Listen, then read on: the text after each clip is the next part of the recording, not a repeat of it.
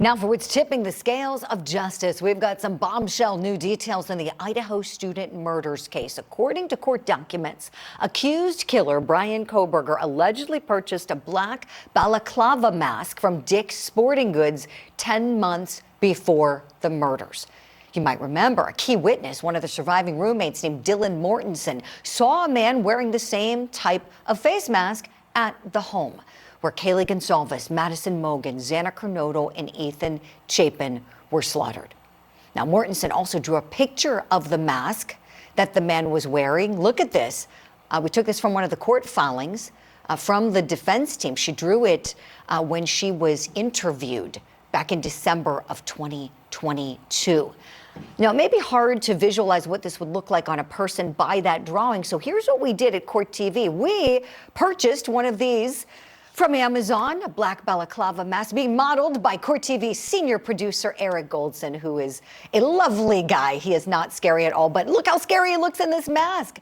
My goodness, Eric, I'll vouch for you. I'll vouch for you. You are the quintessential gentleman, and that mask is going to tip the scales because it looks scary in our studio, and I can't imagine how these victims must have felt and how Dylan Mortensen must have felt seeing this guy walking through her home wearing that mask.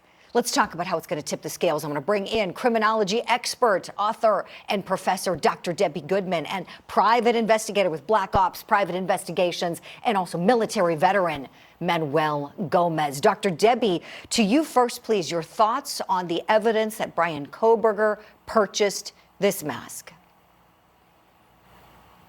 Game over, Julie. It's a game over status for Bryan Kohberger. Why? Because this type of face mask is what these individuals do. We call it part of their toolbox or toolkit, if you will. And so now we have a knife sheath, this face mask. And Julie, there are three essential reasons why an individual would bring that item along to a crime scene. First of which is to conceal one's identity. The second of which is what I'll refer to as CPA, to garner a heightened sense and to be emboldened with control, power, authority over the victims. And the third of which you mentioned at the introduction, and that is to create a heightened level of fear, panic, anxiety, shock among those who would see it, thereby formulating more of a compliant type of behavior among the victims so that they would acquiesce to the killer's demands. So I think it's game over for him. And the irony to this, Julie, is that what he prides himself on most is his intellect, and yet it'll be the intellect that will lead to his demise. He's simply not as smart as he thought he was, or as smart as what he wanted to be. Such sharp analysis from you, as always, Dr. Debbie. I want to dovetail off of something you just said, the intellect aspect of this. According to what prosecutors are saying, Bryan Kohberger was studying in his criminology program about how to approach a murder scene as a detective would, so as not to contaminate any scene evidence. And so, Dr. Debbie and Manuel, I want to go to you both on different aspects of this question. Dr. Debbie, is that typical in a criminology program? Why is that important, if it is typical, for a student to learn about detectives and contamination? Right. Well, what I think is very important as it relates to this case, Julie, is it's really speaking to what we refer to as mens rea, scienter, the criminal mindset of what an individual is thinking. And then secondarily, of course, we couple it with the actus reus. So yes, there's research, there's presentation, there's writing at all levels across the curricula. Bachelor's, master's, doctoral. However, I would submit that this really gives us a glimpse into this individual's mindset and the planning, the preparation, and the purpose of why ultimately now I think he was studying criminology and criminal justice, to learn how to commit murder and to learn how to potentially get away with it. Dr. Debbie, thank you. That's a fascinating take, and I'm sure there are many trial watchers who may agree with that take based on all the evidence we're seeing in the totality. I've got in my hands the kind of knife that he bought from Amazon, and apparently he was searching for a replacement knife as well after the homicides. And take a look at it. When I pull it out, it's huge. It's absolutely enormous. And when you think about contamination at the scene, we know that the sheath was left behind and there was touch DNA, Bryan Kohberger's DNA, left on the snap of this knife sheath, or one like this knife sheath that I have in my hand. So Manuel Gomez, going to you now for the second part of this question.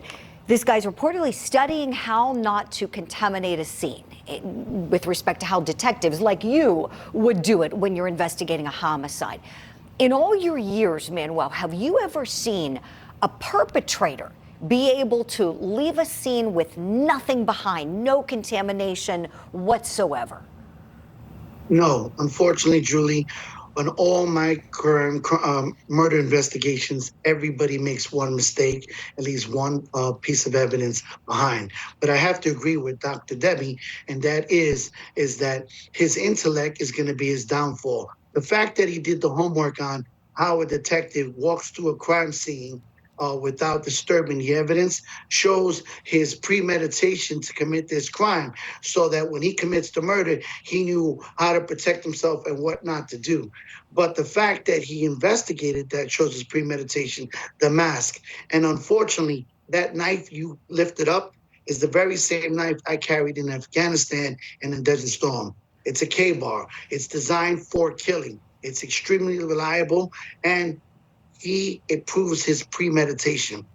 Again, this guy, like all other serial killers, brilliant, but stupid. He made a stupid mistake. His DNA was left behind. But there is one flip side to this, and that is, unfortunately, the crime scene was contaminated.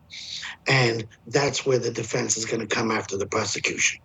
Wow. Manuel, thank you for your service, for the tremendous service work you've done for our country. I can't imagine carrying this. And this is hard to hold. This is uncomfortable and awful to hold. I can't even imagine someone doing those homicides with it and then walking out of the house with it, because we know this was never found in the Idaho student murders case. To conceal it, I can't imagine what that was like.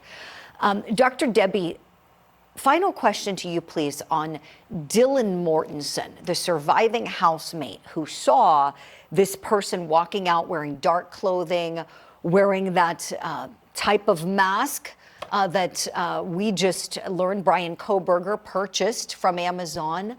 How key is her testimony going to be when it comes to making an identification? Because we know she said bushy eyebrows, but beyond that, you can't see much of the face, can you, Dr. Debbie? Your thoughts on how we can get the ID in this case?